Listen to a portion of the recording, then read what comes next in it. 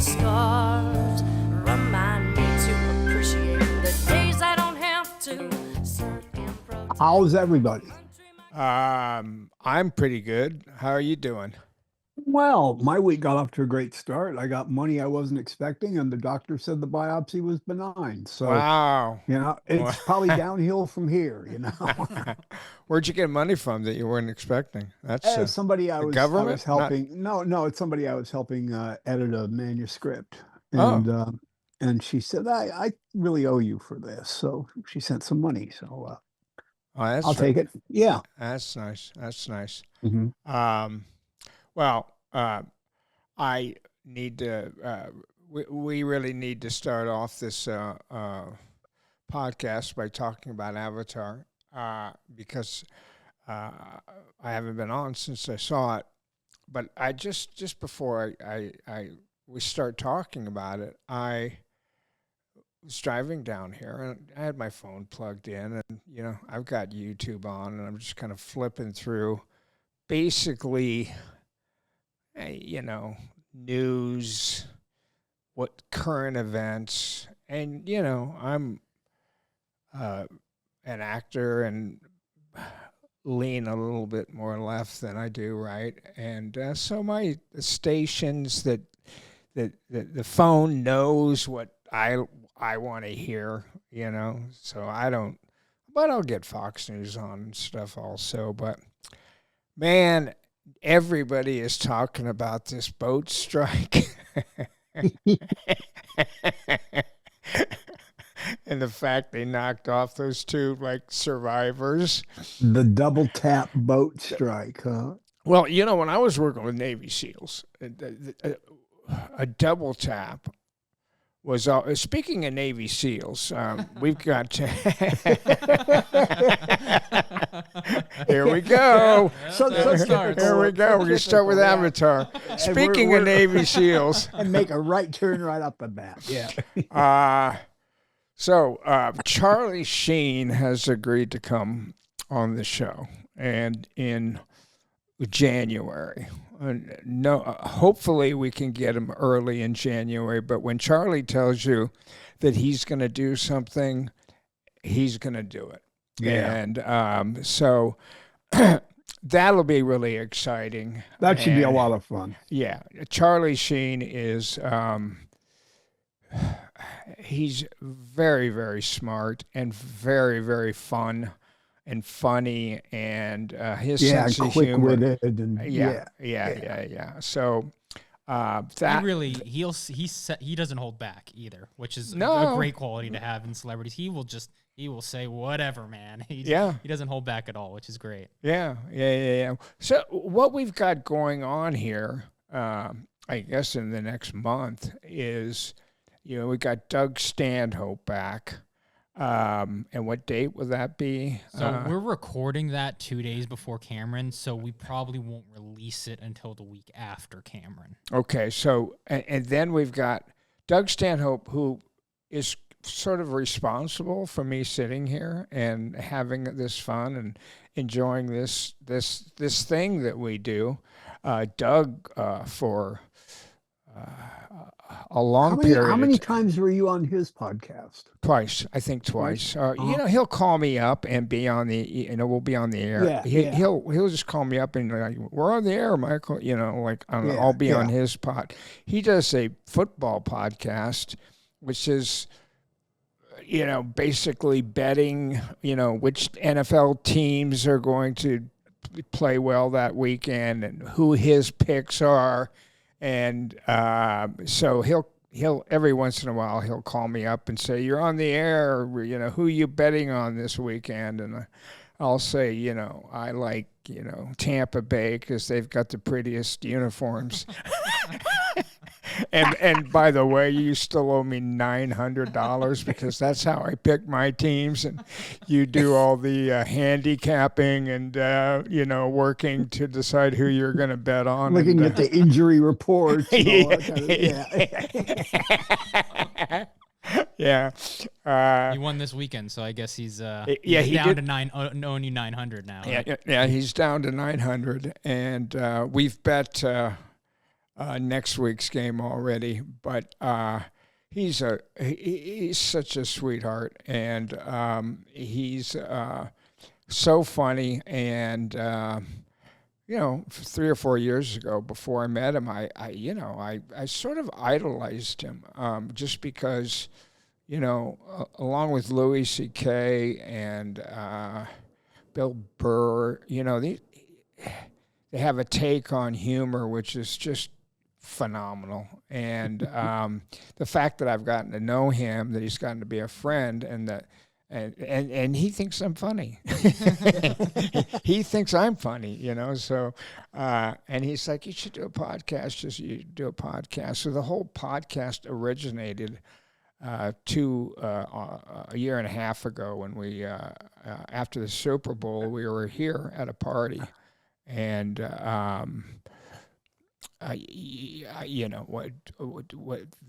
we decided, because at that point Stanhope owed me another $900 or something from the previous year of betting, flipping coins, and him getting heads 10 times in a row. We've said it before, but he owed you $900. You wiped it out so he would come on and do the podcast. Slate was even. Smash cut to a year and a half later, he owes you another $900. And he's coming. Time for another podcast, huh? And like I say, I love football, but I don't really have any idea what I'm doing when I take a pick, And basically, there are two teams, and we only bet like, which team do you want to win? And whatever the line is in Vegas, that's what the line is. And he picks a game, and then I pick a team, or I pick a team, and he picks the game. He picks whatever.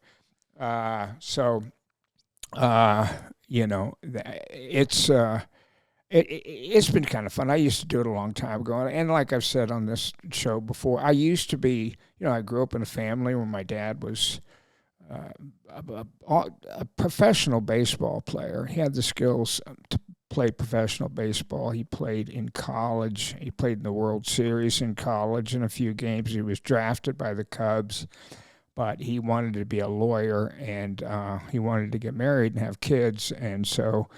but he used to pitch, batting practice to the Cubs all the time, and they offered him a contract, and so so I've always been around sports, and now I've got like no idea what I was talking about. But football, football. I was always, ever since I was a kid, I was a Bears fan. Have I been through this? Yes. Yeah. Okay, so I've been a Bears fan, and then when I went off to England to do Aliens, I was gone during the year of Jim McMahon and Refrigerator Perry and the Super Bowl Shuffle, and I was a Bears fan since I was a kid, and my dad handed me and all of that was a big media thing too. It was really big in this country in those days. Well, the Bears. Yeah, the Bears. I know. Yeah, I know. I went from following a team for like 15 years. Perennial cellar dwellers, they were called. Okay. I hadn't heard that expression before, but yes. And that's perennial cellar dwellers. Yeah. That's exactly what they were. Kind of like the Clippers have been in basketball over like a long period of time. I don't know. Maybe that's different now. But they're really bad. What's that? The Clippers are very bad. Oh yeah. Okay. Yeah. Well, they got a great stadium now, right? Isn't it? Yeah, they got a cool stadium. Yeah. I have another son, Alex, who's staying with me for a while he kind of gets his grounded here in Los Angeles, and he's working as an EMT, and he's working down at that new stadium. So he works at the stadium all the time, and he'll take something off the TV and then do a shot off the TV, like a film grab off the TV, and then say, here, Dad, take a look at this picture, and there'll be like 1,000 people on there. See if you can find me. I'm like, all right. Well, looking around there, and Where's I Waldo? can't find Yeah. it. And of course, then you take your camera, you can blow it up, and I'm like, oh, yeah, there you are. And he's like right on the courts too. I mean, that's the thing that's exciting for him or for anybody. Yeah. Who really just watches basketball or hockey or any of those sports. I mean, you really don't have. It's very, very, very hard to appreciate how big and how fast these guys are. It's just staggering. Yeah, absolutely staggering to be on the court. So he's doing that. But anyway, I was a Bears fan, and then I was shooting Aliens, and I got back from Aliens, and the whole country had fallen in love with the Bears, and women loved them, and Jim McMahon, and it's just like everybody just loved the Bears, and I was like, and I missed it because I was doing Aliens, and of course I would rather be doing Aliens than sitting home and watching the Bears win the Super Bowl, but I was doing Aliens, and so it kind of put me off them for a while, and then I just turned into a Raiders fan, and the Raiders weren't necessarily a good team, but what a wild bunch of guys they were, man. They've always been back in the Al Every Davis. year, the most penalized team in football. Well, I don't know. I mean, like, they got for beat. years. I mean, back in the day, they were beat. the most penalized team in football. Well, you're right. You're absolutely right. And the cast of characters and the coach and everything, it was always just owner, yeah. Al Davis. Al Davis, yeah.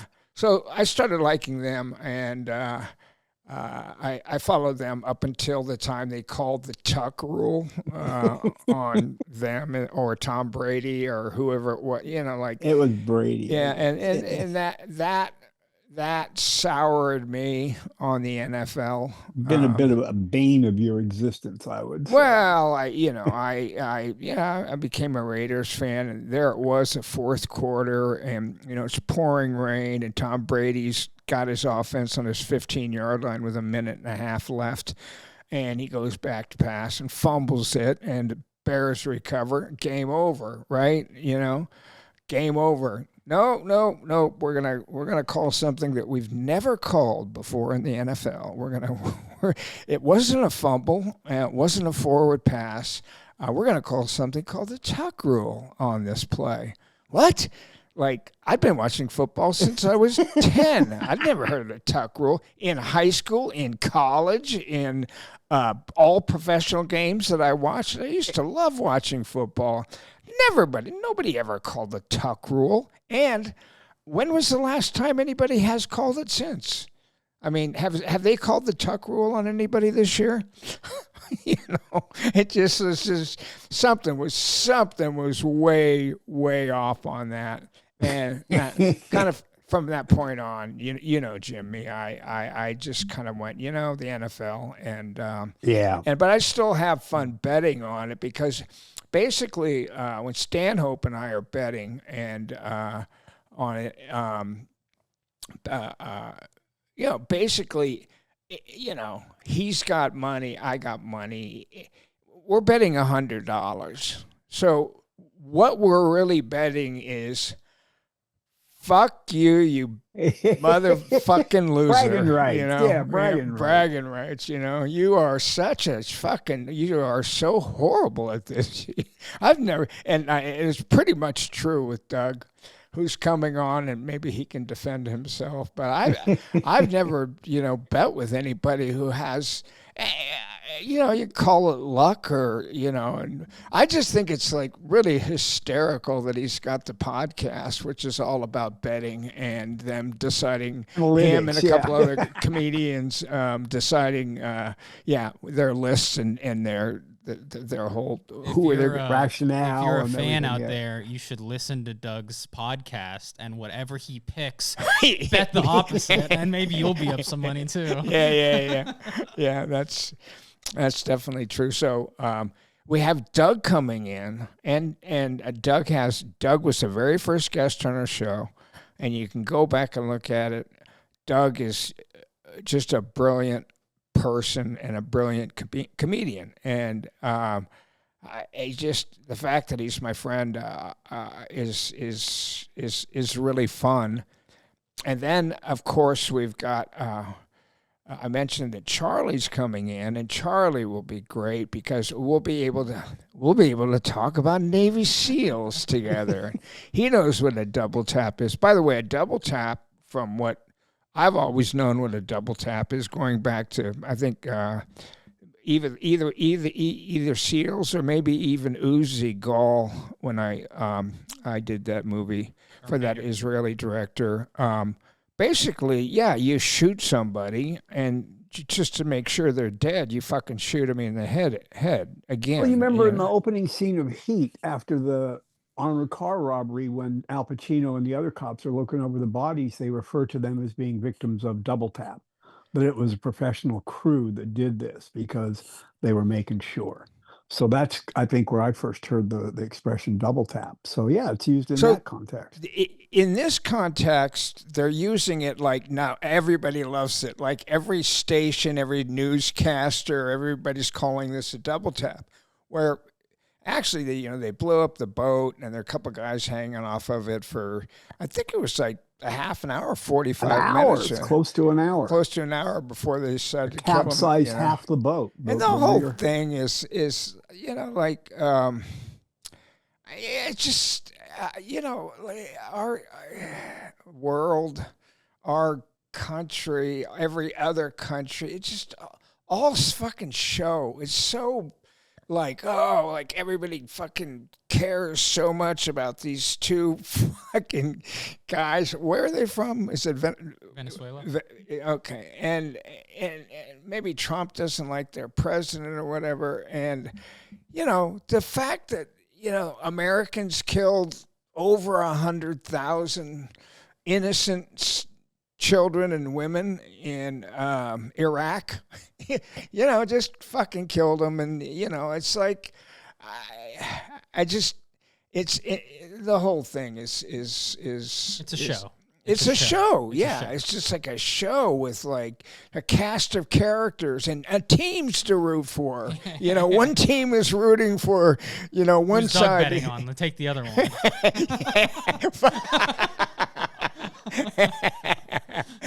Yes. Yeah, we'll ask Doug what his I'll opinion stream live too,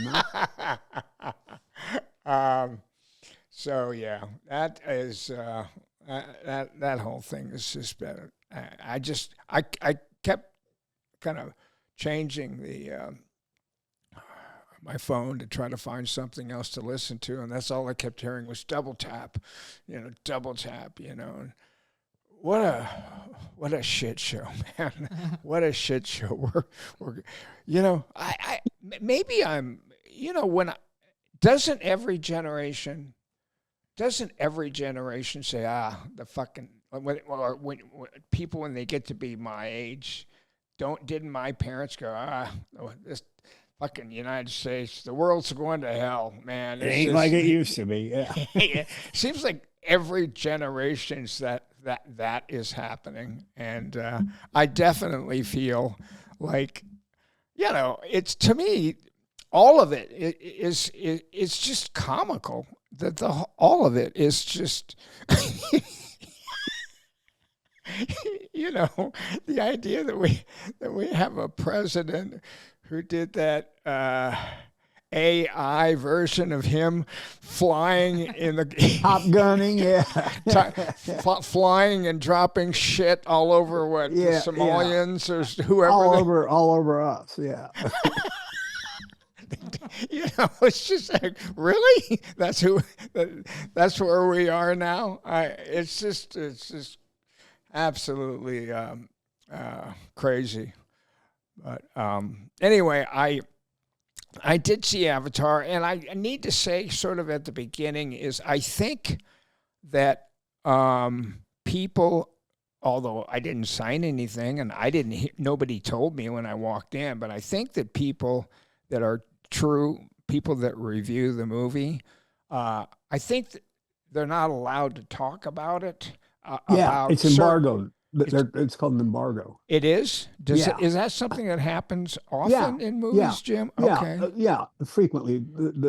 If it's maybe a new book or a movie or something, certain people will do interviews, but the interview is embargoed until a certain date, and that's fairly standard. Okay. All right. Well, Yeah.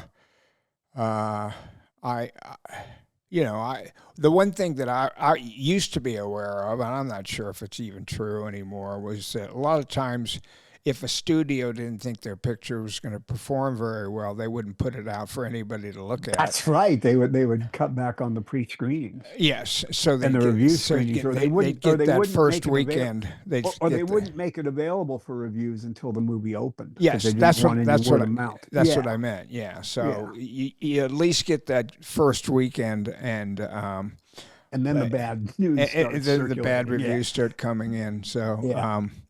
I with all the when I was talking to Charlie, I was like I was saying to him. I talked to him when I first saw him. Hey, man, I've seen you in 30 years or whatever. I said, like, what have you been up to, man? I haven't heard shit about you,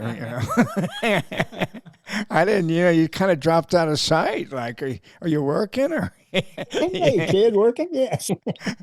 But we started talking about, I started reading his book, too, and actually, I think I listened to. He's been doing a lot of press, and he's been on a lot of podcasts. And I was listening to him talk about the first, I think, 3 movies that he did: Platoon, Wall Street, and then Major League, maybe, or there was another one in there. And then he goes, and then I did a couple of fucking really shitty ones, and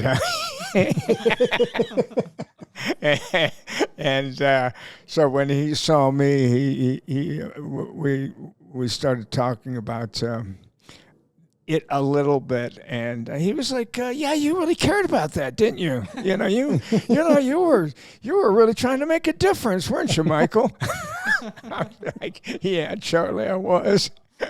Charlie, I think, was like 21 or 2. He's getting $3 million, and He's on a roll, yeah, at that point. Yeah. Well, he's I don't know how long after that television started. 10 years, I guess. Was it 10 years from Close the time? to, yeah. But Well, he started 2.5 Men. Yeah. Yeah. He's certainly out partied me. I don't know if there's anybody that even comes close to doing the party And thing. is still walking amongst us. Yeah. Yes. And functioning. Yeah. Yeah. And to have the nerve to actually go online and be high on crack and be like, "Hey, fucking Tiger Blood." Tiger Blood. Yeah, winning. with the cigarettes sticking out of his ears and nose, and hair all over the place. Yeah. Have you heard anything about this? Speaking of like that kind of debauchery, and have you heard anything about 50 Cent's new documentary on Diddy? I saw him promoting it, but I don't know much about the content of it or a take on it. I wasn't really paying that much attention to it. I didn't really, I didn't really pay that much attention to his trial, and I knew he got off on the RICO charges, and I think that he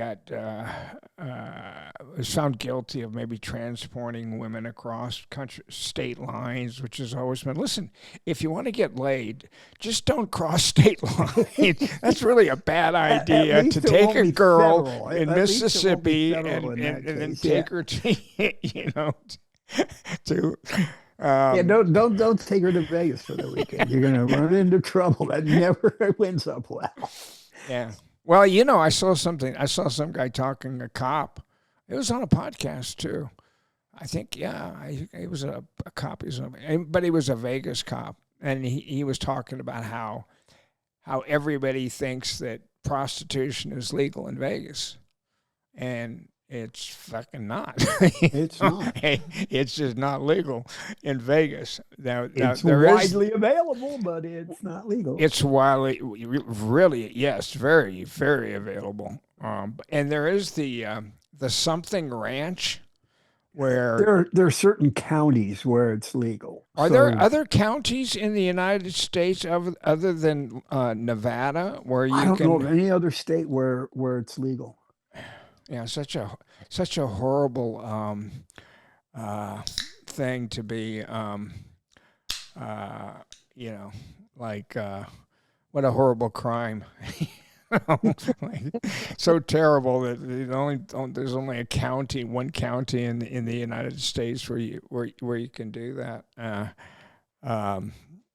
Anyway, so having Charlie on is going to be great. So we got Doug Stanhope, Jim Cameron, and we got Charlie Sheen coming up, and I'm like, oh my God, this is really fun. This is like, wow, this is really great. And so getting back to Avatar, Jennifer and I saw it in about a week ago, I believe. And one thing that I will say about it is that we saw it under the conditions and in a atmosphere in which Jim was there. Okay, so we saw it in an atmosphere where that's the way that you're supposed to see the movie. It was at the Dolby something or whatever, Jim. You know, it's right down from where we used to live. Now it's on the opposite corner. It's the Dolby. Oh yeah. It's where all the big movies play now. Since Dolby Theater.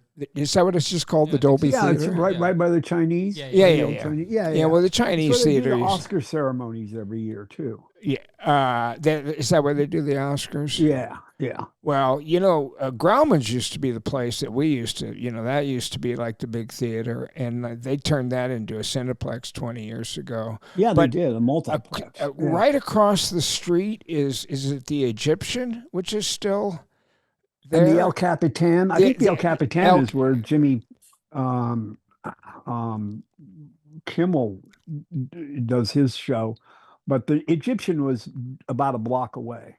Okay, but it's still. I think it's still there. One of those two are still there, and they're beautiful. That one in particular. I saw Alien there. That was really that was an old movie palace.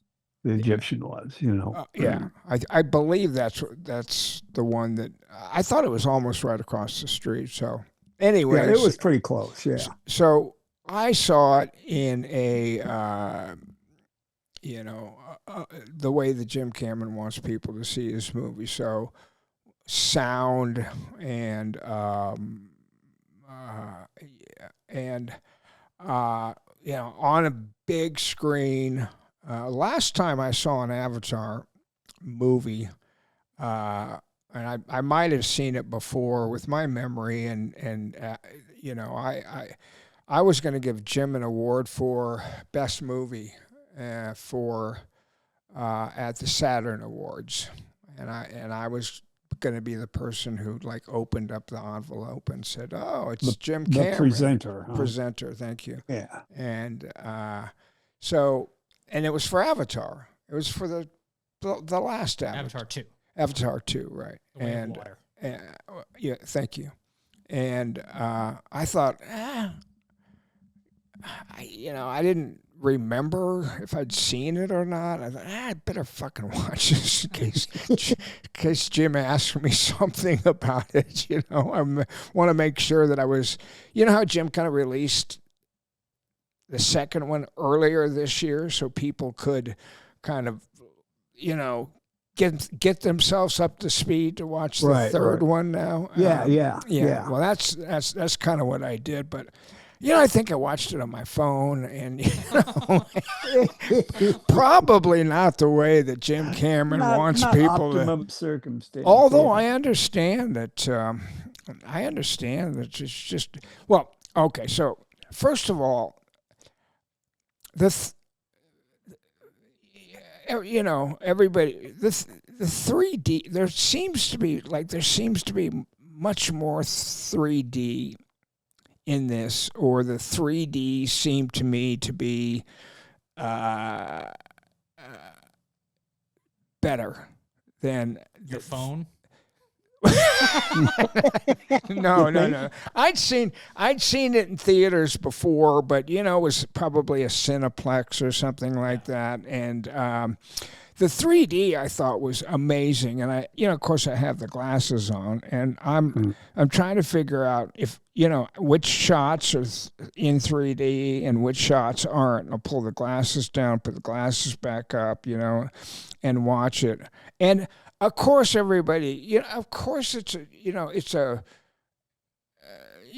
no-brainer to say, oh, it's a visual, and it is. Yeah, It is what it is. But what I was really, for the first time, I felt more in this at this movie, and I don't know why. Maybe it's because I understand the Avatar world a little bit better now.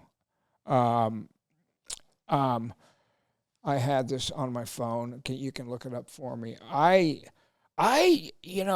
It seemed to me that the characters and the character development and the characters' relationships with each other were much stronger than I remember them being, like, in the first Avatar, and it's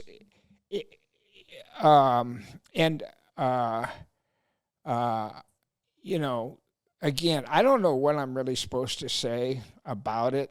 I'm not sure if I'm really I'm not sure what I'm supposed to give away. But I was, Sigourney does a voice on it. And of course, I know Sigourney's voice, and everybody knows she plays that little teenager. But who I really, really liked in this one, and whose character has evolved in a way that I've found kind of fascinating and fun, was Stephen Lang. Oh, cool. Stephen Lang, him and Jim must have worked enough together that they are able to kind of, go back and forth and collaborate and jive, and, because when I read the first Avatar script. I read the script, and when I saw the movie, I'm like, and I watched Stephen Lang's performance, I was like, that's what was in the script. That's what was in the script. But I have a feeling that now, because he's still the antagonist, but, he's fun. He's a little bit more fun. He's not just a bad guy. Guy. Yeah, he's right. He could be a little sarcastic. He's a little bit like Jim, He's like, he can be very sarcastic. Maybe it's him hanging around Jim so much, but Jim's way always of kind of letting somebody know that they weren't doing the job that he was hoping that they would do was sarcasm. And that's, like I've said before, when you're working on a Jim Cameron movie, and he'll say things like, don't help, to a crew member. Yeah. Don't it help. Only hurt. Yeah, don't help. I had a friend who worked as a second AD for him for about 2 or 3 days. And on a very short thing he was shooting for Disney. And he told me that at one point Cameron said to somebody, don't help, it only hurts. Well, there you go. Yeah. So, and the relationship, again, I need to pull up the cast. The father and the son, Sam Worthington and his son. It was like really.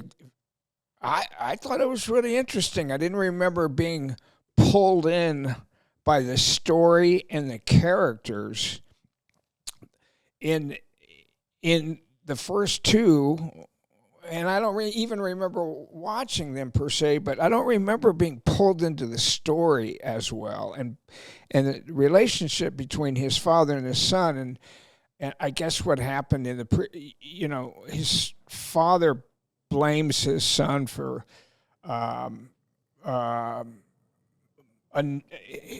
his other son and this son's brother being killed, sort of blames him, and there's a very interesting relationship dynamic that goes on there. And then there's a character who is a woman who is there's Stephen Lang is still an antagonist, but the true antagonist in the movie, I believe, is a new character, and it is a woman. What's her name? I think it's Ona Chaplin. That's the name of the actress. Do you know the name of the character? Barang. Okay, and that character is really good. That antagonist is really, really good and fun, and she's not military. She's from another tribe. Now you have the Avatar people fighting other Avatar tribes and stuff like that. So she comes from a different clan and I thought she was really good. And I kind of forgot that I was I kind of forgot that I was watching whatever they call it, not CGI, but whatever they call that thing that Jim does, and it felt more character driven for me, and which I was really pleased about, because being an actor, I think it's wonderful that if a movie looks great, it only helps a movie to look great, but as an actor, I'm always interested in the interactions between the characters and how that pushes the story forward. And how long, can you check and see how long Oppenheimer was? Runtime? Running time. This movie... 3 hours. What? 3 hours. Yeah, this movie was 3 hours and 8 minutes. And... like I said, we'll talk to Jim. I'll talk to him in more detail about this. There's so many other things that I hope we get a chance to talk to him about. I'm not sure how long we have him, but, the 3D in this is really, it seemed to jump out at me more. And maybe it's just because, what year was the original that came out? I might have just had my stroke. It wasn't at 10? 10 years ago? That's about No, the, 2009. I'm thinking. 2009. December 2009. 9. Okay. And now we're... 2025. Yeah, I have like a period of time in my life where I had that stroke where, I lost a lot of memory, and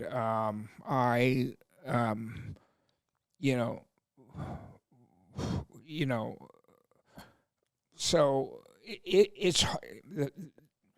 I remember seeing the first Avatar, and I've said before, I went in and when I met Jim what happened on Avatar is kind of an interesting deal, because when people say, well, Michael Biehn was going to be an Avatar, and Michael Biehn and blah blah blah, and I'm not sure exactly what happened, but I remember Ed L'Amato saying, Jim Cameron's doing another movie, so obviously since I've done 3 with them, Jim Cameron's probably talked to somebody, and the feedback to Ed L'Amato was he's not right for any of the characters. Now, I don't know where that came from. Kind of casting, could have been John, could have been, it could have been, I don't know. And I said, well, can I read the script? And I think William Morris or ICM or whoever I was with at the time said, yeah. So I read the script. I'm like, what do you mean? Not right. This is the Stephen Lang character. I'm like, totally right for this. This is like, get me a meeting with Jim Cameron. So I met with Jim, and Jim might not even have ever been considering me for that role. I just don't know. I really just don't know. But I went in and I met him and I talked about the script, and mostly I talked about the character. And I had an idea of doing more, and I had a really good take on the character. But we were talking about the movie, and I was talking about the character, and but I remember being really really. I had a very, very interesting take on the character, which so Jim at that point said to me, hey, and I believe the way that I remembered it is he had another appointment. So I was in there for 40 minutes or 50 minutes or whatever it is. And, he's got an appointment every hour. Jim's time that's why I don't know how long we're going to get him for, because Jim is always time is always an important thing. But I thought that he told Terry or who was ever working at Lightstorm at that time, who was ever in the other room, to change the appointment that he had with the next person that was supposed to come in, because he wanted to show me something. So he took me into his screening room at Lightstorm, and he showed me the presentation visually of what he showed 20th Century Fox to get that movie made. And there was some funny looking people on the screen. I don't know anything about movies. I don't know anything about the way that they're made, visual effects. So, it all looked kind of interesting to me, but to say I was like, oh my God, this is like stunning. Yeah, the world has I was changed. like, oh yeah. So I went away, and then I didn't really hear anything, and I had Ed L'Amato would check in, and I think he was checking in with John Landau. Hey, has Jim made up his mind about what he's going to be doing with this character? No, he hasn't made up his mind yet. And that went on for a long period of time. For all I know, Jim was never thinking about me necessarily for that role. But we have a tendency sometimes as actors to think that we're there. I think maybe at one point somebody asked him about it, and he said, well, I might have been, but, when I got Sigourney Weaver, that probably wasn't going to work anyway. But it was an interesting interesting time in my life, because of the time that I met him until the time that he made that decision to cast Stephen Lang, who I think Stephen Lang has always been on his... for all I know, he could have gone to Stephen Lang first on Aliens. Stephen Lang has always been, and Stephen Lang might not have been available. I mean, that's kind of the way the movie business. Nobody could have played Hicks like. People could have. It happens. It happens. Stephen was in a TV series at that time. Who? A Michael Mann series, Stephen Lang. Was he doing it? Yeah. Yeah, it was called Crime Story. It was kind of not really a spin-off when we were doing Aliens. Yeah. Well. Yeah, it was called Crime Story. Well, it was a period. It was a period piece that starred Dennis Farina as a cop in Chicago in the 50s, and Stephen Lang was I don't remember if he was a cop or a bad guy, but it ran for a couple of seasons. Crime Story. Yeah. So I know he would have had a TV series. I don't know if that would have barred him from doing Aliens, but I know that has a that has it can do it. It can happen. It can do it. Didn't they want for Star Wars? Didn't they originally want the guy who did the show in Hawaii, Tom Selleck? No, that was Raiders of the Lost Ark. I remember sitting in an ICM staff meeting, and Steven Spielberg was a client of Guy McElwain, one of the agents there. And Guy said, Steven and George are going to go with Tom Selleck Right. for Raiders. Wow. And then the Wow. next week it was, well, Tom had an option with a TV series and CBS has exercised it, so he's not going to be available. Wow. So, yeah. Wow. So it Wow. was. Then, they- then he'd it went to Harrison Ford. and it went to who- Harrison because, hey, he's around. We know him. Yes. He's available. Yeah, Yes. let's use him. So that's how he got the Indiana Jones role. Yeah. But it was The whole in Tom Selleck's hands until CBS exercised their option for Yeah. his Yeah. series, yeah. Magnum PI. Yeah. Yeah, that's So- crazy. But anyway, I'm really looking forward to having some people in here now, and I know that Jim. Another thing that we wanted to talk about, and I don't know very much about it, but I think that I probably would like to address it just because Quentin Tarantino I worked with, and I had such a wonderful time working, not only with Robert also, but Quentin was just so much fun, and he just knew every actor in town, and he knew all their credits, and I've never heard Quentin Tarantino say a negative thing about any. Believe me, I was there. I know Quentin's personality. I've never heard him ever Badmouth anybody? badmouth anybody. Yeah. Never, and Even in like candid moments, huh? sitting around on the set. With you and Robert, yeah. He had an enthusiasm about making movies that just kind of would almost gloss over that. And I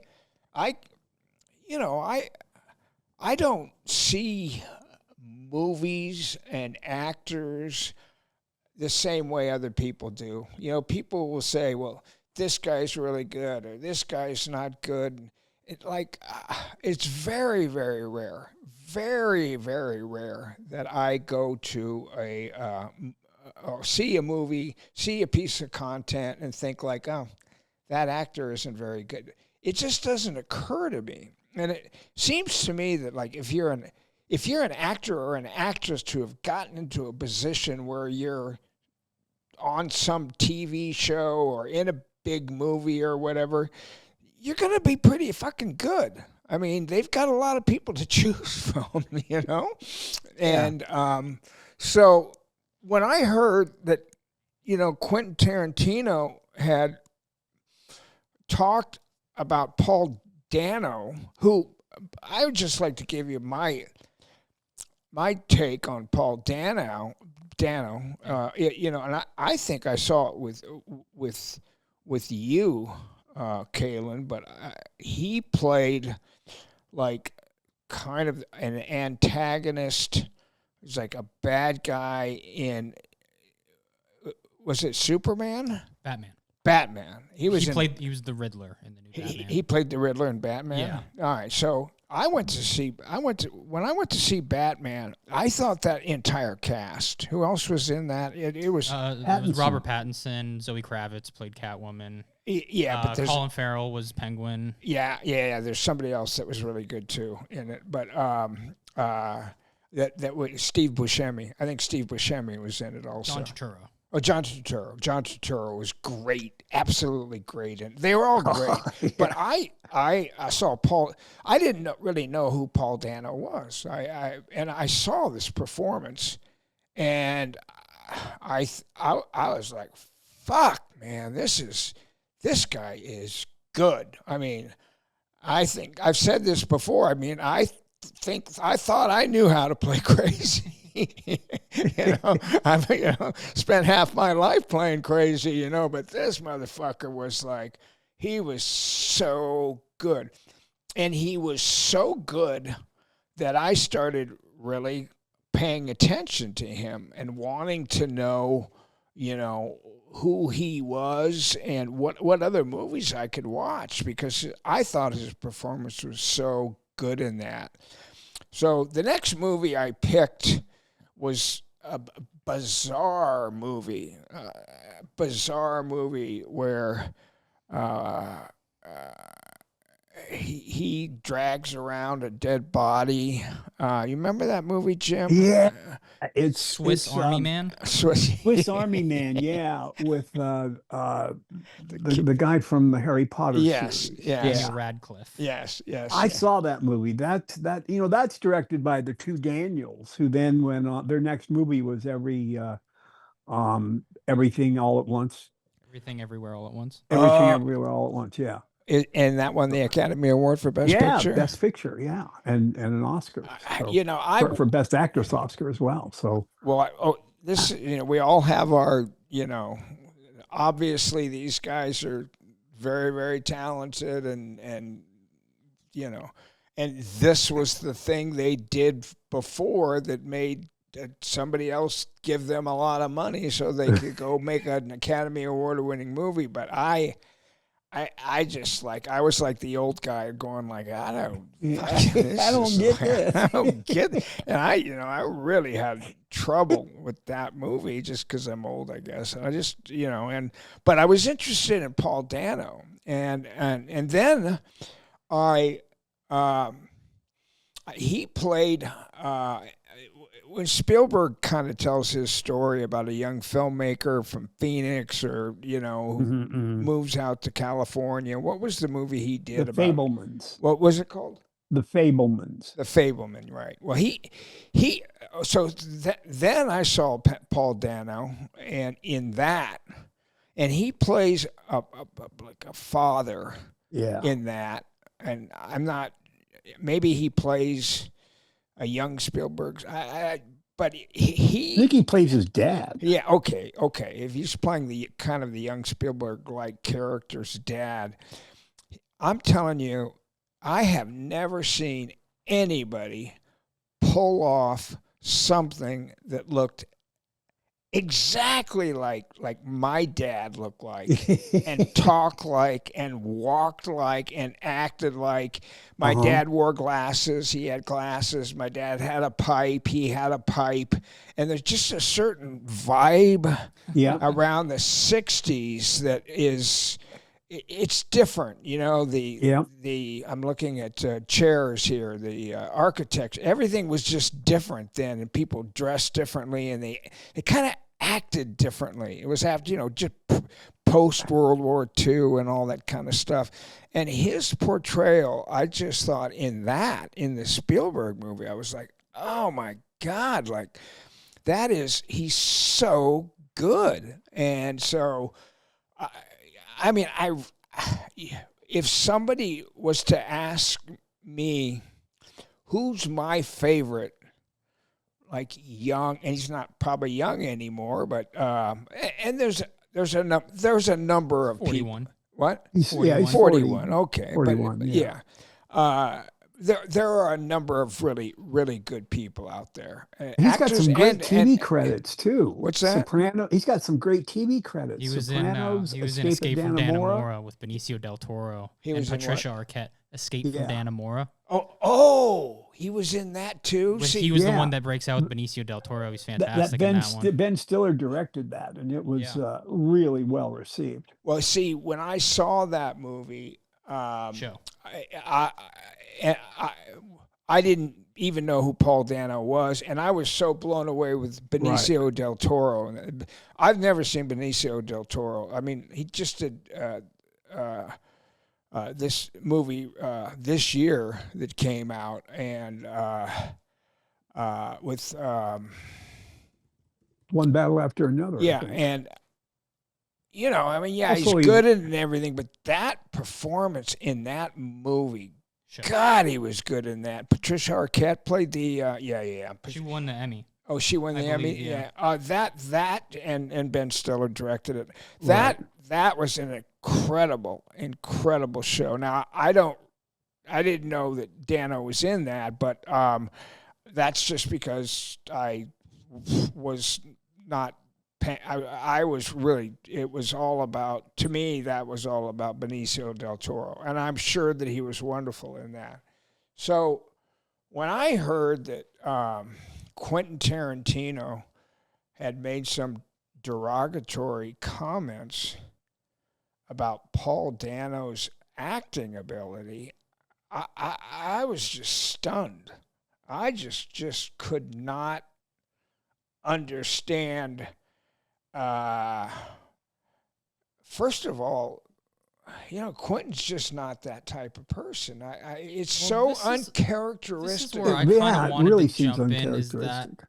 I might be the only one that thinks this, but this does seem to be Quentin's character, not in a bad way, in a good way. He's an eccentric guy, and he Yeah, gives for his sure. opinions.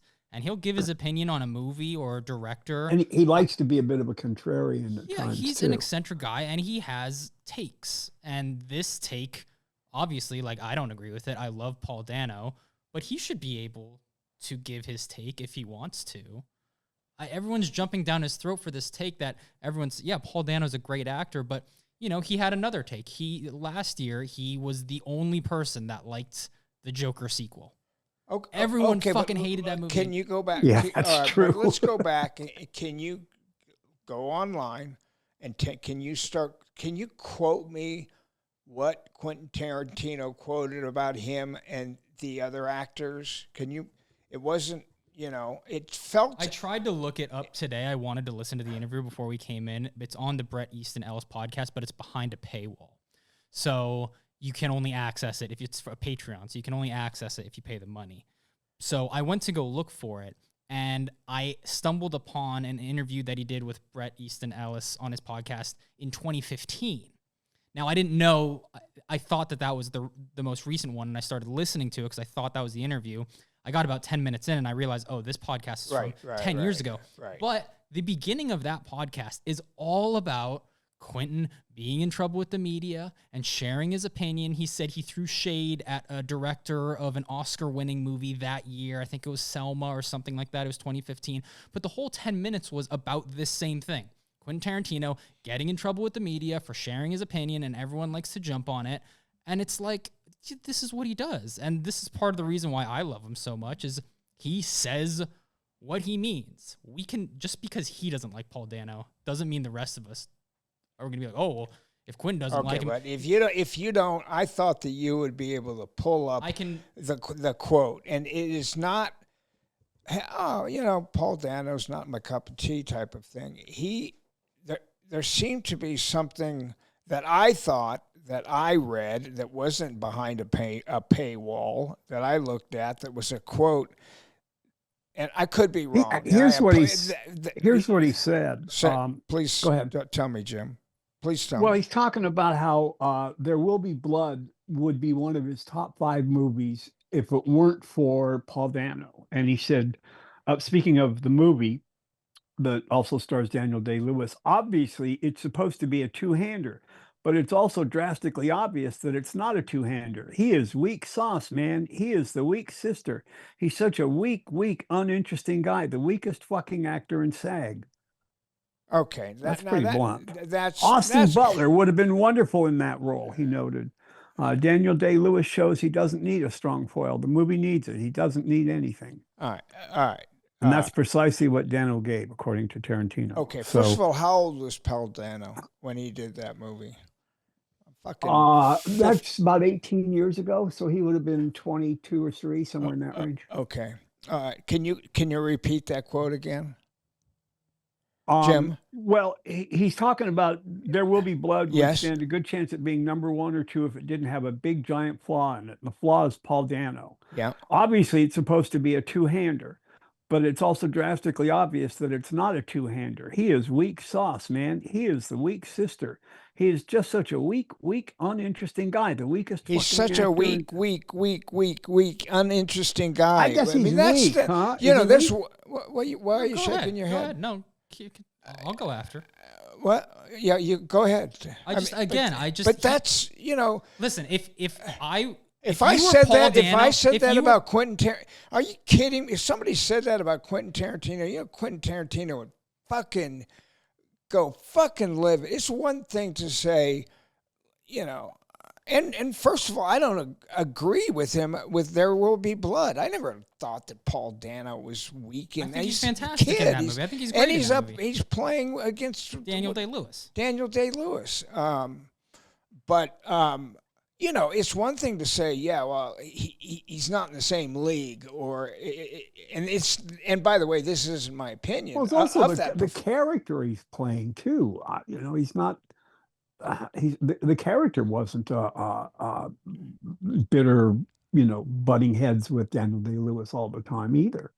So I mean, his character was supposed to be a little on the passive side. So Go back to the adjectives that he was using, Jim. weak sauce, weak sister, weakest fucking actor in SAG. The He called him? weakest fucking actor in SAG. Now that is just insane. He's just such a weak, uninteresting guy. Such a weak, sauce. uninteresting guy. Yeah. Okay, so I loved. You notice how I just said I loved instead of I love. Quentin is I loved Quentin. I love him. You know, he was so wonderful and not like this, not like that at all. I never heard him talk like that. Yeah, you kind of wonder where that came from. Well, you know? well, okay, and yeah, I mean, it's very, very bizarre. It's very, very bizarre, and you're right. He's always been opinionated. He's a lot of times when he's opinionated is when somebody says something about one of his films that he doesn't like, and he's like, "Fuck you." Fuck you and your fucking your attitude about my film or your perception of basically. That's usually when I see. I listen to him on every podcast that he does that I can get my hands on, and it's not necessarily when it's directed at him. He'll give his opinions about any movie, about Have anything, you ever heard, why? whether it's on Rogan or whether it's on Kimmel or whatever. He's just an opinionated guy, and he shares it. And Yeah. Because he's him, because he's the him, way he's that not Jim, allowed to. the way that Jim said the weakest actor in SAG. Has he ever said?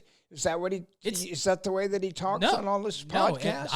No, I don't agree on the take. I think it's a bad take. No, but it's a bad thing to say about anybody. What if he said it about me? What if he said it about? It would suck. It would suck. It would totally suck. And Well, it's so unnecessary. I mean, we all have sort of private opinions of other. Of course we do. You know, but it doesn't mean I'm going. You know, I've talked about one particular actor with you. I think kind of ruins every movie he's in, but I'm not going to, you know, go on the air and talk about him. I know who you're talking about, and we haven't. You know, Yeah.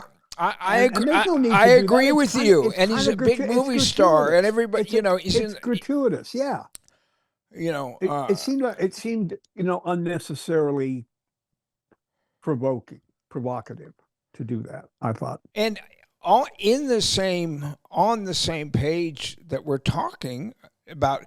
It wasn't just him that he attacked, correct? And when I say attack, to me, that's an attack. To say he's the worst fucking actor in the Screen Actors Guild, that is a fucking weak sauce, uninteresting guy, weakest fucking actor in SAG. Okay, but who else? There's like 2 or 3 other actors. Matthew Lillard and I believe Owen Wilson were the 2 others. Owen Wilson. I mean, Owen. You know, here's. I just don't understand. I you know, Quentin was so much fun and so fun to be around and so not like Owen Wilson.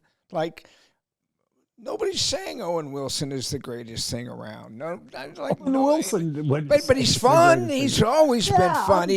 Whatever he's, you know. I can think of a number of movies he's been in that have been quite enjoyable. Of course. The other guy I don't know. Who's the other guy? Matthew Lillard. Who's Matthew Lillard? Like what? Who is he? I know him from Scooby-Doo, the movie, which he actually played, like, they did a live action. He played Shaggy, and he killed it. But he was also in Scream.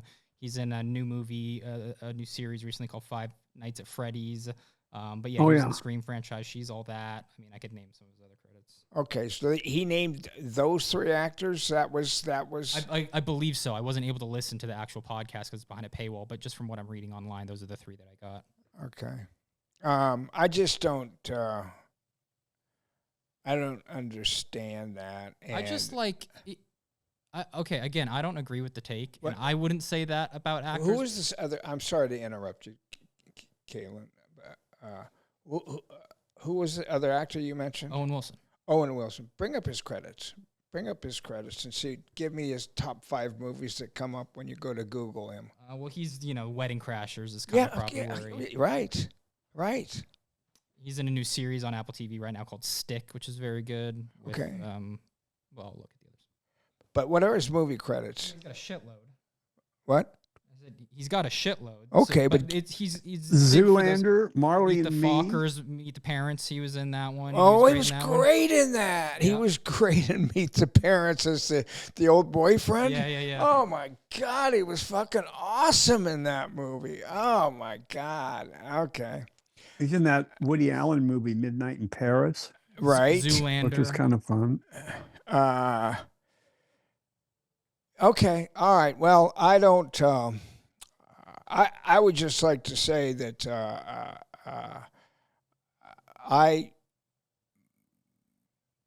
think Quentin Tarantino. My experience with him was nothing but a good time, and I never ever remember him being negative about any movies, and to kind of voice that in what sounds like God, the worst actor in the Screen Actors Guild. He must.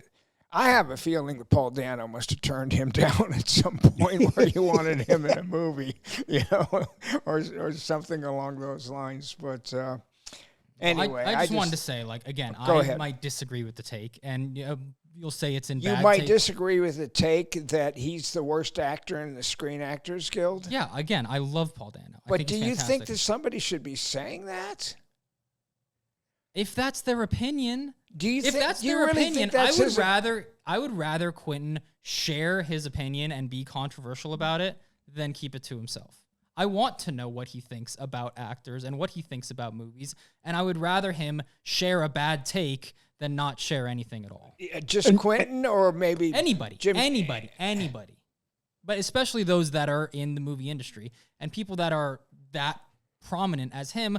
Yeah, you're right. They tend not to, I'm not going to say this about that. I'm not going to say this about Quentin. He always just says what's on his mind. And that's why I love him. And I think that he's great. Do I like his take on this? No, I think it's bad. Well, and since but I'm glad he shares his opinion and he's not afraid to do that. Whether He it's may good feel or a bad. bit more liberated since he says he's not making any more movies. Yeah, he's got one more movie to make and then he's done anyway. That's what he said about the last one. No, he's always said he's going to make 10. Oh, is that? Yeah, right? he said he's got one more, Yeah. but he just sold the one he was going to make to Netflix for David Fincher to direct. Yeah, the movie critic. Yeah, but the one that's sort of a sequel to Once Upon a Time in Hollywood. It's going to star Brad Pitt. Yes. And, Yes. yeah, Yes. playing that same character, the Cliff character. Yeah. But that was the one he was going to direct, but he decided not to and sold it to Netflix for $25 million. So, Well, I would just say that I'm disappointed because it's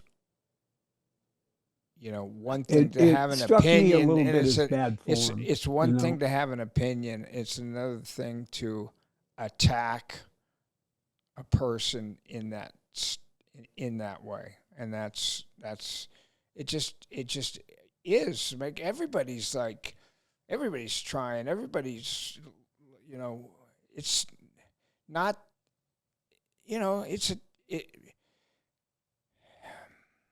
I just don't understand. well, it's that. also kind of No, a little bit- especially it's a- knowing him, I just don't. I've just it just seems so out of character. it also seems a little bit like punching down.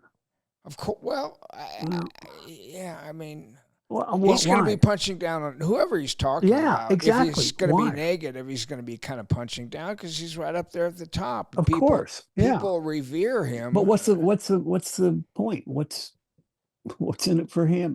What does he gain out of? Maybe just like I said, he feels liberated these days and feels honest. There's got to He be can be some- honest. There's got to so. be something personal that went on. Yeah, something. But anyway, I want the best for both of them. Oh, you know, Paul and Dano had a lot of people coming out in his on his side now. I saw just as I was googling this, I saw a lot of people saying, "Hey, don't beat up on him. He's great." I mean, if anything, I mean, don't get me wrong. If you were Paul Dano, that would suck to have Quentin Tarantino say that about you. On the other hand, I mean, he's getting a lot of good attention from come it. It might have on, done you a know little bit. yeah. Any press is good press. Well, having all these actors in all of Hollywood come out and talk about how great of an actor you are, and one director saying you're bad, it's not the worst thing in the world. To be praise, I didn't know- praise showered on I you didn't- from the entire industry. Oh, I didn't Just know Quentin so many Tarantino said one actors. thing. I thought I was the only person who basically stood up for him. I didn't know the rest of the acting community felt Quite a few exactly people the are, same yeah. way that I do. So Quite a few of them. Oh, are. surprise, surprise! I'm not the first person to bring the subject up, huh? Okay, well, I've never had a better experience. I've had a lot of great experiences, but the one that I had with Quentin was absolutely fabulous, and I'll always cherish the time that I spent with him. And he's always been lovely to Jennifer. And by the way, I've never been in a Quentin Tarantino movie. I was in the Robert Rodriguez movie that he's never cast me in a movie. So fuck him. No. I'm joking. I think Denzel Washington and him kind of have gone back and forth on how come you. I think Denzel's been like, how come you never cast me in a movie? And but anyway, I don't. It's like Adam Carolla had kind of a funny comment saying about Tarantino's acting, saying that that Tarantino himself was horrible in Pulp Fiction. Quentin doesn't have a leg to stand on. No comment. No Yeah. comment. No comment. He was great in From Dusk Till Dawn. Well, listen, he was obviously in. I was around him when we were doing Grindhouse, and I've said on this podcast before, one of the best things that ever happened to me in my life was doing a good audition for Jim Cameron for The Terminator and sitting between Quentin Tarantino and Robert Rodriguez for 6 months. I mean, it just doesn't get any better than that. And I would imagine not.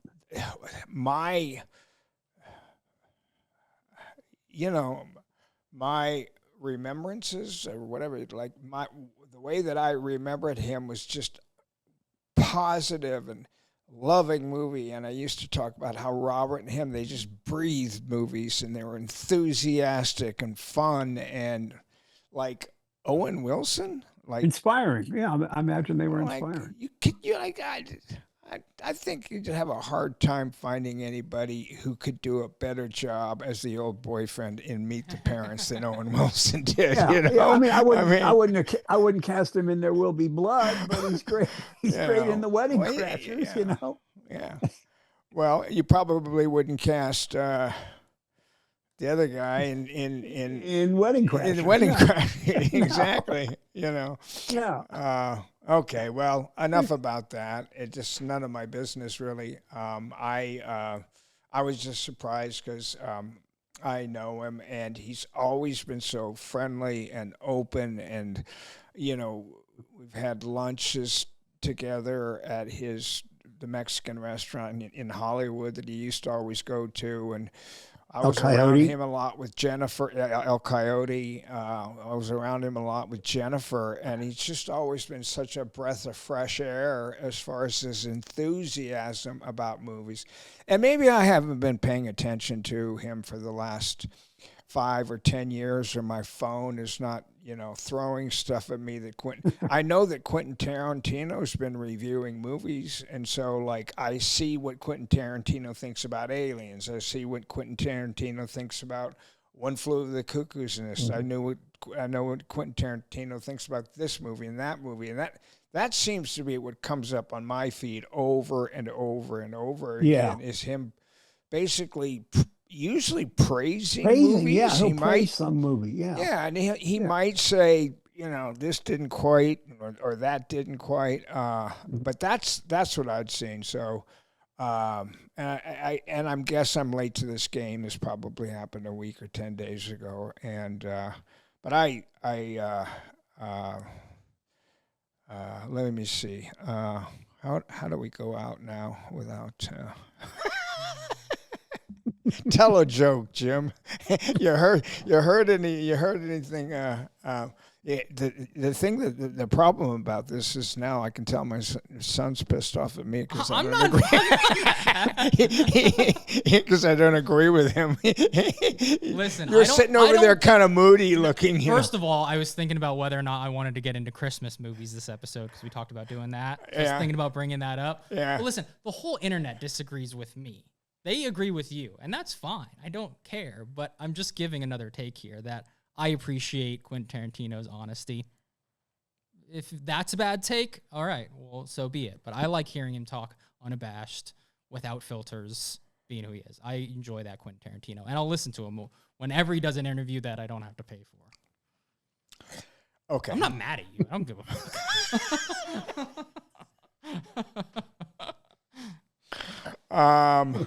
I'm trying to think if I've seen anything recently, movie-wise, and I don't think that I have to talk about. And every Christmas I do a Lord of the Rings extended edition rewatch.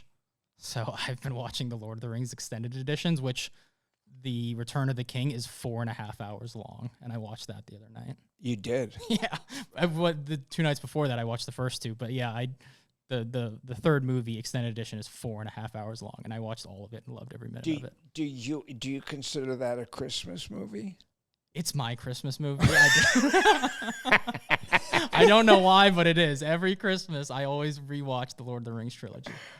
When you said to me, "Hey, Dad, let's what do you want to talk about?" And this is like yesterday. I'm like, I don't know. I don't know. Oh, Avatar. We can talk about Avatar because I saw it. But you said, let's talk about Christmas movie. When I think of a Thanksgiving movie, it's Planes, Trains, and Automobiles. That's the Thanksgiving and that's the Thanksgiving movie, and that is the most brilliant comedy I think that my generation. Meet the Parents is pretty fucking good too, but it's I think it's the best John Hughes movie. Planes, Trains, and Automobiles. And he had a slug of. He had Home Alone. He just had a slug of comedies. Oh, in the right. late 80s. God, he did have a lot of hits, didn't he? Yeah, a lot of great, But I think that's his best movies. movie. Yeah. Well, and so when Kaylin said, "So let's talk about some Christmas movies," in my mind, I was like, what Christmas movies? Now there is a movie called The Christmas Movie, correct? Or Christmas? A Christmas Story? A Christmas Story. That's the one that most people will point to these days. And that was a little bit of a fluke in a good way because that came from a director that I'm not that familiar with. Jim. Yeah, Bob Clark, who had done Porky's. He was kind of known for, you wouldn't expect. Porky's. Something kind of blessed like that movie. It just seemed to come together really well. It was based on a guy who had been a radio monologist back in the 60s named Gene Shepard. A radio what? Monologist. A guy who would get on the radio Mr. and just Stanford tell a here. long story. What's a radio what? Monologist. Okay. The monologist gets and tells a monology. What's a monology? Tells a story. Just one person. Why didn't you just say story? Why did you use the word monology? Because the term monologist is actually a term. Jack Nicholson plays a monologist in King of Marvin Gardens. Oh, okay.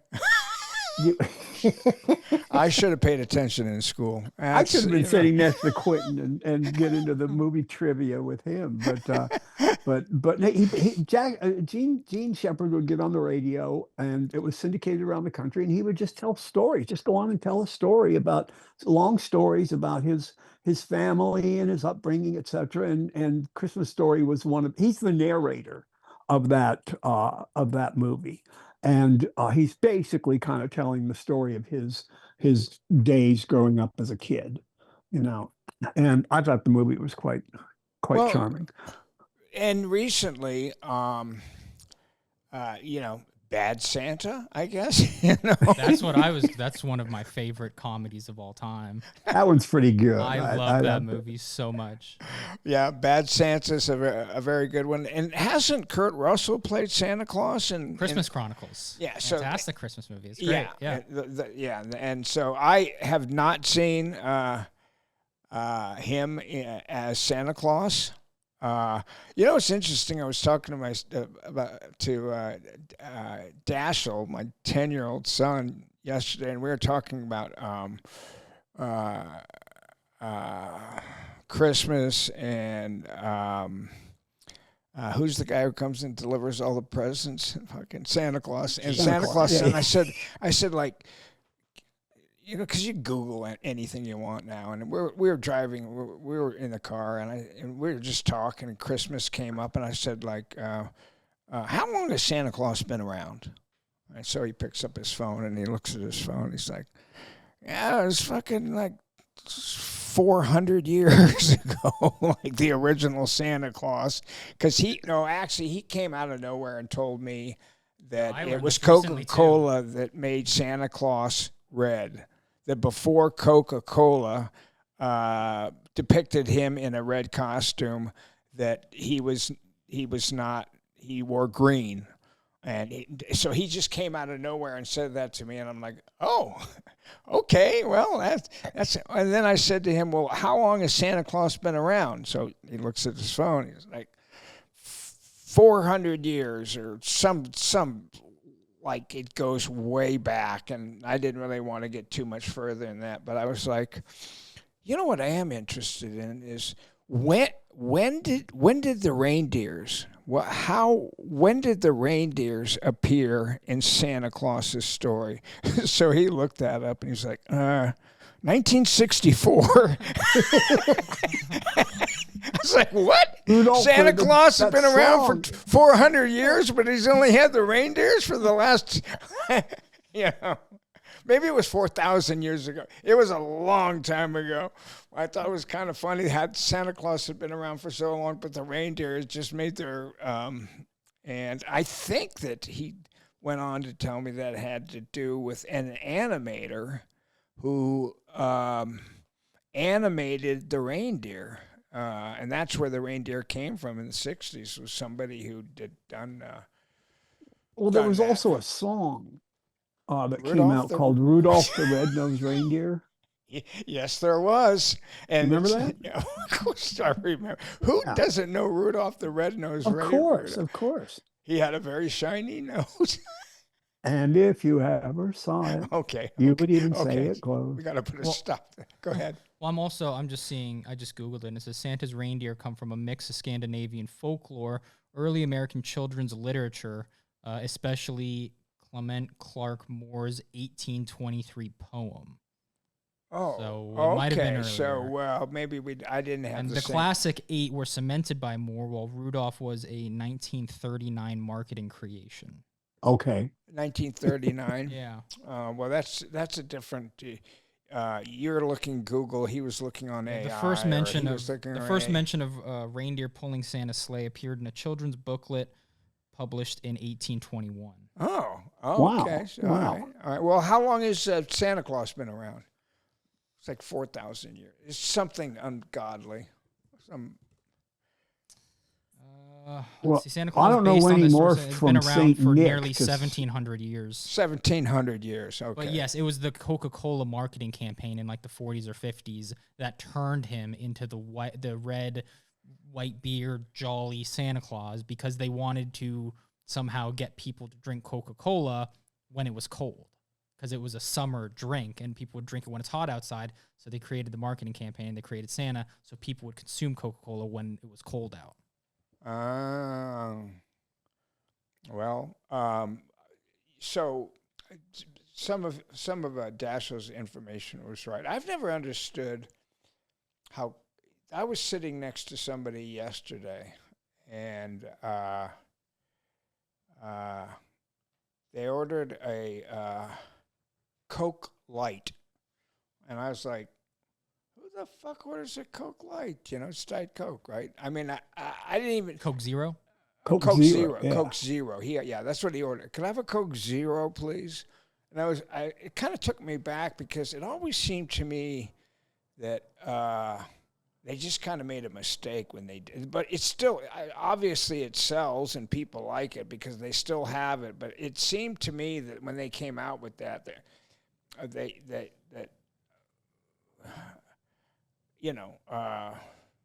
Diet Coke is one thing, and then Coke Zero. What's the difference between those two fucking things? I actually like Coke Zero better than I like You Diet do? Coke. I do. I think it's I don't know supposed the to taste a little more like regular Yeah. Coke than Diet Coke. Oh. And also it sells better. It's a better marketing Really? tool they found. Yeah. Really? Okay. To say Coke Zero so sells better Diet than Coke Diet uses Coke. only aspartame for a distinct lighter taste, while Coke Zero blends aspartame, artificial sugaring, blends aspartame with aceusulfame potassium to mimic the taste of original Coca-Cola more What was closely. that? What was that again? I don't know. Starting to sound like me on this podcast. Any other Christmas movies? I got a Jim? question for you that's always divided people. I want to know your take on it. Yes. Die Hard. Is it a Christmas movie? or I no? I've heard that debate before too, and I would put it in that category. Nora Ephron, the great screenwriter, director, used to say that in her family, The Godfather was a Christmas movie, and then they would always watch the Godfather movies at Christmas, and that was kind of true in my house too, for years. That I'd make sure to watch the Godfather movies around Christmas time. There's a bit of a wild card I came across a few weeks ago on Turner Classic Movies, an old Jane Fonda movie that's really quite touching and affecting. That, believe it or not, is a comedy written by Tennessee Williams, and it was George Roy Hill's first movie. Jane Fonda stars in it with Jim Hutton. It's called Period of Adjustment.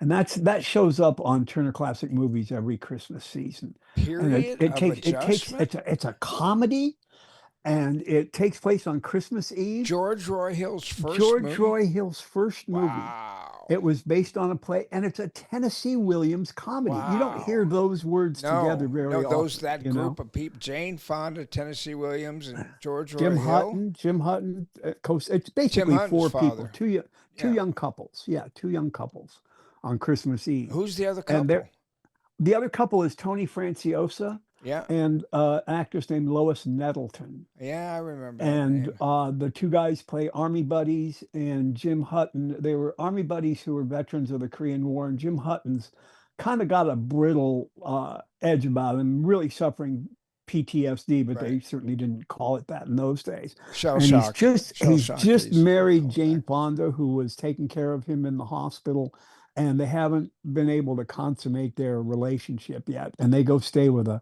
Army buddy of his who's been married for 5 years. Why haven't they been able to Because he's too nervous and he's too emotionally shattered. He's trying to get his, and they go that stay affects for his dick? Well, it's a comedy. Is it a comedy? Is it a comedy? Yeah, it is. Okay. It's kind of a fun movie. I'd seen it years ago and thought, oh, this is kind of cool. And then I found out Tennessee Williams wrote this. Yeah. And then this was in 1962. I didn't know there was anything funny at all about Tennessee Williams. It's going to be coming up again in a week or so on Turner Classic Movies. But and it's worth seeking out. You can find it. It's free on Tubi and a whole bunch of other services. Does that have anything to do with Christmas? Yeah, it takes place on Christmas Eve. Okay. And then there's a real Christmas spirit to it as well. A real kind of Christmas that you know, it all kind at the end everything kind of Isn't works the out for the best for isn't everybody, the you know. And Jimmy it's Stewart gentle. movie, isn't that on Christmas? Yeah, God, that was on last night. It's a Wonderful Life. That takes place on Christmas too, correct? Yeah, Around yeah, it Christmas. does. And that's a perennial Christmas movie. You're going to see that around everywhere Has this Jack Lemmon Christmas ever season. been in a movie that's around Christmas for some Well, reason? you know, The Apartment That's takes what I place thought. over I Christmas. thought The Yeah, Apartment was yeah. right around Christmas. It Everybody's does. getting ready Yeah, to Christmas go. and New Year's. Oh yeah. yeah, because Fred McMurray's undoing this, like doing the presents with his kids. Yeah, when exactly. he's calling up him and telling And him he, and he get rid doesn't of. have time to get her a gift, so he just gives her $100. Here, friend, get yourself something. you know? Right. Jack Lemmon also did another Christmas movie. Who? Jack Lemmon did another Christmas movie, a romantic comedy called Grumpy Old Men with Walter Matthau. Oh yeah. Oh, it's Christmas. It's feuding neighbors whose rivalry escalates. I'm trying to look when it's around Christmas. But there's my favorite Christmas movie of all time, which you must have seen with Dashiell, Elf. Oh yeah. Oh, yeah, Oh yeah, yeah. You're right. Yeah. Elf is a very fun movie. Who directed Elf?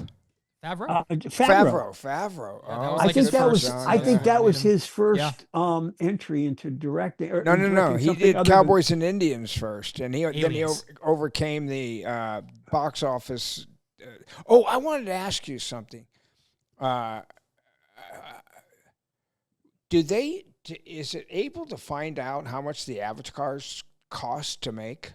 Like how much did Which one do you want? All of them together, or like what the first one cost, and what did the third one cost? What did this one cost? first one cost $237 million. Okay. Third one cost $400 million.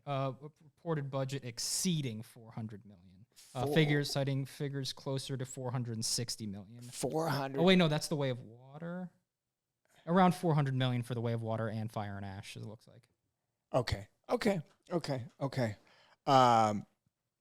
I'm sorry I threw it. We were having fun talking about Christmas stuff, but I did want to get that in my head. I didn't know if that was kind of public knowledge or whatever. That's a lot of money. It's a lot more than that $6 million he spent on the Terminator when I worked with him. He spends that in one day of production. Elf these is days, yeah. Apparently, James Caan hated working with Will Ferrell on Elf. why? That was before Will Ferrell was Will Ferrell. This is Well, one of the movies that really brought him didn't out. they have a relationship in the movie where they were father and son, and Yeah, the he father plays a didn't real really like grumpy his guy too. What? Yeah, he plays a real like grumpy guy. Yeah, in it too. seems to me that that's the type of thing we talked about on Tombstone and how Val used to hang out with Kurt, and I used to hang out with Powers Booth, and you're in a movie where you're not supposed to like this guy, and if you are a father, he would have been a little bit embarrassing to have around. Every once in a while, I'll say to Dashiell, "God, dude, you're fucking embarrassing me." But, Well, Caan apparently didn't get Will Ferrell's humor and would say things like, "I don't get you. You're not funny." But maybe just in the form, maybe starting to sound like teasing. Quentin Tarantino. Yeah, really. Well, didn't Jim Carrey played in one of the Supermans or Batmans? The Riddler. And Tommy Lee Jones. Tommy Lee Jones. Your buffoonery is not appealing, or some line like that. He's been quoted as saying. He was always. Last time I saw him. No. I've seen him since. Jim Carrey. First time I saw Jim Carrey. I've told you that story. But I was Comedy with store. What? At the Improv? It wasn't at the Improv. It was there was a club that was right next, not the Improv, the Comedy Store, and there was a club that was right next to the Comedy Store that's like world famous. And I forget the name of it, and I forgot the name of it the last time I told this little story. But I was with Charlie Sheen. That's the last time I remember ever being with Charlie Sheen. Oh no, I'd seen Charlie once or twice since then. But I was with Charlie Sheen, and I saw him, and he said to me, "Are you the guy that's in the Terminator?" And I said, "Yeah." And I said, "Wait a second, aren't you in that comedy show? What's the name? In Living Color. In Living Color. Yeah, Color, aren't you yeah. in Living Color?" And he was like, "Yeah, I am in Living Color." And I was like, "Oh my God, you're so good." Fireman, like I was like, "Oh, dude, you're like," and I was jumping up and down meeting him. I just thought he was so wonderful.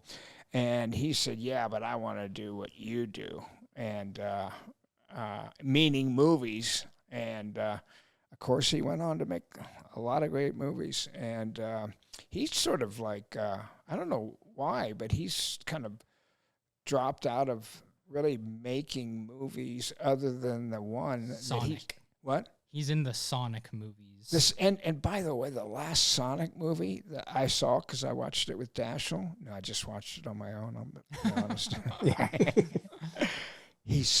He plays like kind of like the antagonist and the antagonist's grandfather. And have you seen it? I've seen clips of it. He's so fucking good. Jim Carrey is so good in that movie. He plays two characters. And he's so good in it. Yeah, absolutely. Jim Carrey is just such a great talent. And I was not expecting, it's... You would think by this time it would be so easy for him to just kind of phone in a performance. Wouldn't you think? Yeah, and he could work steadily. Yeah, and he just didn't. I mean, he just didn't. And this was the second one. I didn't Third see. one. Oh, that was the third one that I watched. And he was just magnificent, and he's a great talent. Okay, Christmas. Any Christmas going once? Christmas. Tell me, is Die Hard a Christmas movie? Oh, yeah. Jim, is Die Hard a Christmas movie? I would call it one.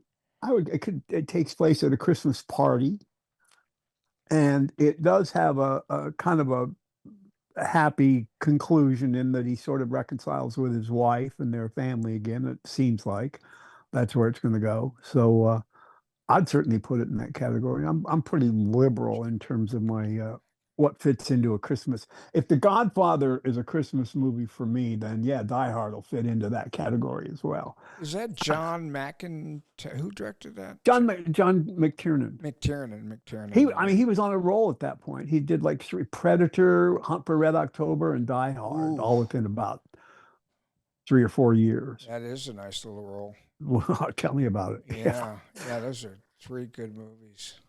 Yeah, for sure. Yeah, I don't think I ever saw Die Hard. What? Yeah. You've never seen Die Hard? No, I've never seen Die Hard. Are you serious?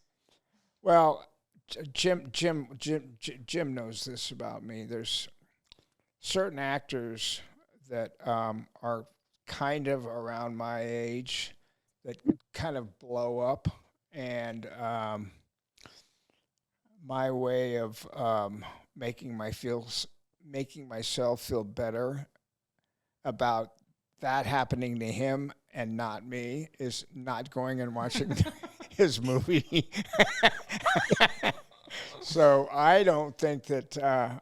No, I don't think that I did ever see that. I've asked you in the past if you've ever seen certain movies, and you'll say no. So and so was in that movie, and he kept getting roles I wanted. So I just couldn't bring myself to go see that. Not with him. Well, some of it was, some of it's just jealousy. Of course, I want yeah. to. I want to be that. Well, I wasn't offered that, yeah. But there are other ones too that I'd come close on, like the Edward James Olmos movie. It would just hurt for me to watch. Yeah. It just hurt. Like why put myself through the pain of watching, which turned out being a great movie. Yeah, not Blood In, Blood Out. What was the name of his? American Me, I believe. American Me. Yeah. And anyway, all right. I was trying to think. Yeah, no, I never saw Die Hard. Maybe I'll.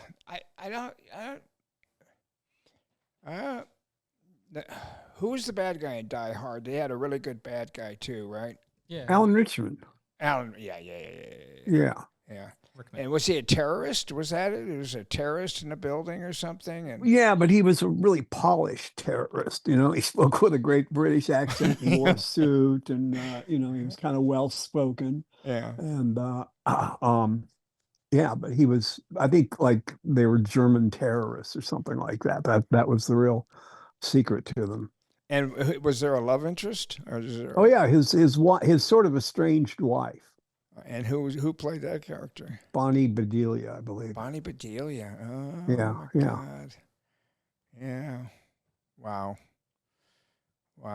Yeah, you got to watch that, especially because that's Adam Wingard's like favorite movie. He quotes doing. Remember when he came on the podcast and he talks about, Yes. I don't keep meaning to do that Alan Rickman death scene in Die Hard, but it always just finds a way back into my movies. I when I think of that movie, I always think of Bruce Willis yelling "Yippee-yi-yo-ki-yay, motherfucker!" in one moment of the movie as he's Yippee-ki-yay, jumping off the building as a part of the roof blows off behind him. Yeah. When I hear that, it makes me not want to watch it. Okay, well, that's not how the line goes. Jim fucked that one up, but still, that's not how it goes in the movie. It's totally different. How's it go in the movie? He does jump, and there's an explosion at one point, but over the walkie-talkie, over the radio, he says to Alan Rickman, "Yippee-ki-yay, motherfucker." Oh, okay. It all kind of blended together anyway, I thought it was just like it was blowing up. He was just screaming it to himself. I was like, really? Yeah, maybe I don't want to see that. Yeah. I'll go back. It's a well-crafted movie. It I'm holds sure. up. Who wrote it, Jim? Do you know who wrote it? I don't really know who wrote it. I know what was kind of interesting about it is that Fox used their new office building to shoot it as the location. Oh, wow. Over in Century City? City? Yeah. They used their newest office building, a big skyscraper, and they shot it there. So it was almost Fox sold that property. They held on to that property and developed that property. Well, Which is Century the City? building, it was in Century City. But didn't Fox a studio that had a lot of land and they owned the old Fox was Century City and the what used to be the Fox lot right next door. But then they spent so much money making Cleopatra, back in the early 60s, that they were virtually on the verge of bankruptcy and had to sell off the lot, most of the lot, to be able to survive. And that became Century City. Century City was built in the 60s. And but they still own, property there, and they built this big tower. And that was the big skyscraper. And that was where they shot. The skyscraper hadn't even been occupied yet, I don't believe. So that made it pretty easy for them to be able to shoot there. And then they opened it up for business. Oh, wow. But I mean, what was kind of fun about it, it was almost like a product placement for Fox to have their building as the, featured in the movie, the location of the movie. Right. We're talking about the 4 Academy Awards. What? Got nominated for 4 Academy Awards. Sorry, What? Yeah, let me. What? For what? Music, editing. How many sequels are there? Quite a few, I know. I want to know what it was nominated for. Best sound, best film editing, best sound effects editing, and best visual effects. Sounds like a Jim Cameron movie. Yeah. Or a Billy Friedkin movie. All those sound awards, Billy was always so proud of his best sound award.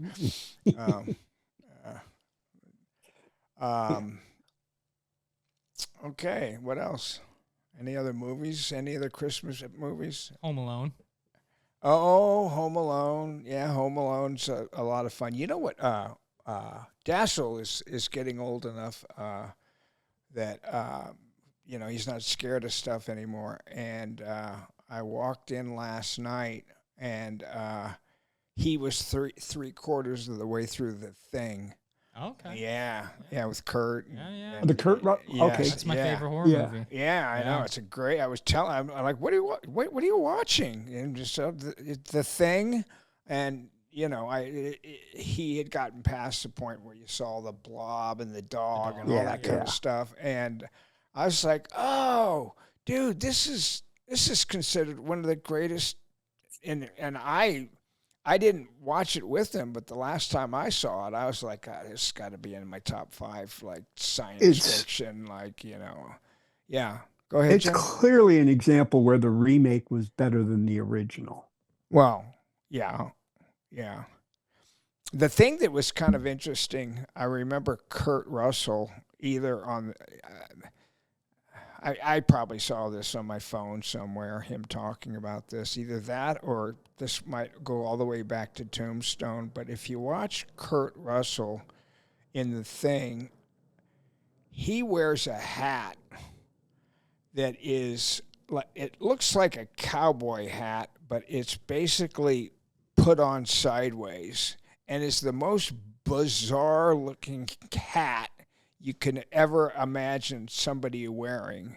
And I believe that they shot something with that hat on, and Kurt kind of thought like, he'd walked in one door and then lost the hat. And Carpenter was like, well, no, you had your hat on, the hat's got to stay. And, they argued about it, and the hat stayed, and the hat stayed, and the hat stayed. But if you watch the movie, it really is almost a character in itself, this hat. It's like my mustache in the abyss, It's just like you can't help but look at the guy. So yeah, I do see one picture of him in a hat from The Thing, and it does look like a cowboy hat on sideways, right? Yeah, for sure. Yeah. I think there was but most of the pictures he's not wearing it. Yeah. Well, whenever he's outside, I think whenever he's outside, he's got it on. So here's a couple of shots of him. He's standing by a helicopter, and then another one he's with somebody outside, and he's wearing that hat. It does look pretty silly now that you mention it. Well, that's Kurt's a good guy. God, what a great actor. That's a combination of a really. And I'll tell you what, Charlie Sheen is another. When I worked, Charlie Sheen did that movie that I did with Coburn that we've talked about for the Coppola movie that was so terrible. Was Charlie in that? Charlie came in to do a day. He comes in to play pool against me and beats me. It's like a Minnesota, like whatever. And he came in like clean and mean and just killed it. And it was that kind of horrible movie that I was in. But every time I've ever been around Charlie, he's just always been, for one thing, sober and and just like so much fun and so funny and so smart and quick and witty and usually not in a negative way either. Not in a negative way. He I guess goes out of his way a little bit to talk about the director of Platoon, Oliver Stone. He did Platoon with Oliver Stone, and then he did Wall Street was Oliver Stone also, right? And then he was in the I think he was in the Wall Street sequel too, Money Never Sleeps. Well, he and Oliver Stone had agreed, according to Charlie, or they had basically shook hands on the fact that he was going to do Born on the 4th of July. And Born on the 4th of July, that was going to be the next movie that the two of them made, according to Charlie, is the way that he remembers things. And, all of a sudden, what's the director's name? I always forget his name. Stone. I don't like him, so that's why. Oliver Stone? What? Oliver Stone? Walter Stone, yeah. Oliver Stone. He always treated me poorly, so I never liked him. Yeah. But Oliver Al Stone. Pacino was going to play that part before Platoon got made. And it was going to get made with a different director. But then once Platoon got made, then Born on Stone the 4th of having July? yeah, it had been around for a while. The book had been around for a few years. It had been optioned. I think Stone did a screenplay of it, but he didn't have the chops yet to be able to demand that he direct it. Okay. But after he came out with Salvador and then Platoon, and after Platoon hit big, then yeah, he could more or less, call his own shots. So he got the right to do Born on the 4th of July.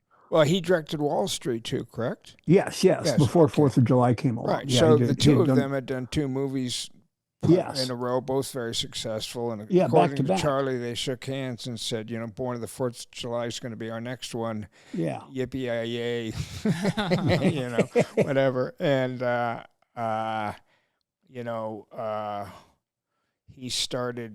Charlie started like having, less, there was less and less, Oliver, was a little bit more difficult to get a hold of, it wasn't, kind of just pulled back from his relationship with Charlie.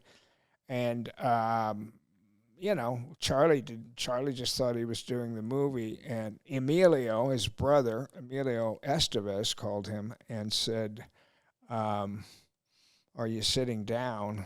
And Charlie was like, what the fuck? Why say that to me? What's going on? He said, Tom Cruise is doing Born on the 4th of July.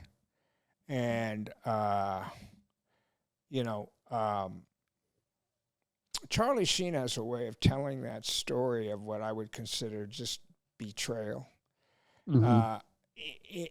in a way that is, kind of like nice enough. And there's nothing wrong at all about changing your mind. But there's another thing, that you like,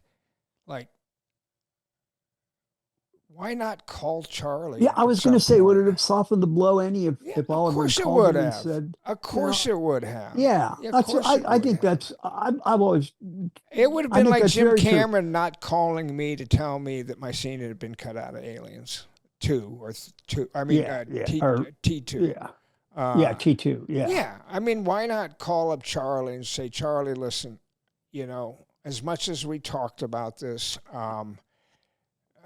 This is the way of the Tom world. Cruise is This is the hot way and of the thinks world, This yeah. is the way of the world. And This is the business for him to we've have to chosen, hear that, and, yeah. yeah, for him to have to hear that the way that he did, it's, to me, it's just not the way that you should treat people. How about that? I can see how he would have been a little aggravated by that. Yeah, but he didn't act that, and he also said, and Tom Cruise fucking killed it, and he killed it, and because it becomes his, and it is his, but that's what went down, and I just started, when I realized that he would be on the show, I just started like kind of glancing through his book, and that's one of the stories.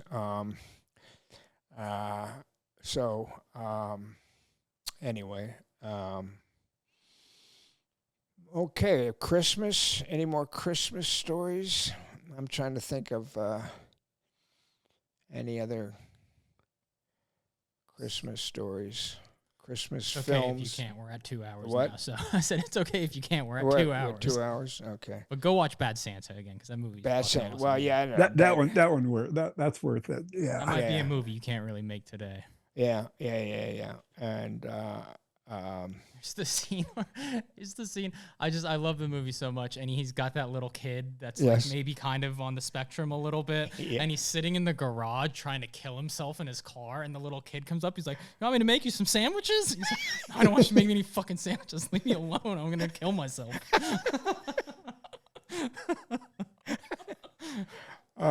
just out of curiosity, who directed that movie? What if that's somebody that you'll know, Jim? Terry Zwigoff. Yeah, I don't know. That doesn't ring any They did a bells. second one of those too, didn't they? Yeah, Didn't just they do let's pretend that one never happened. the second one. Yeah, Yeah. let's Okay. let's forget about that. Okay.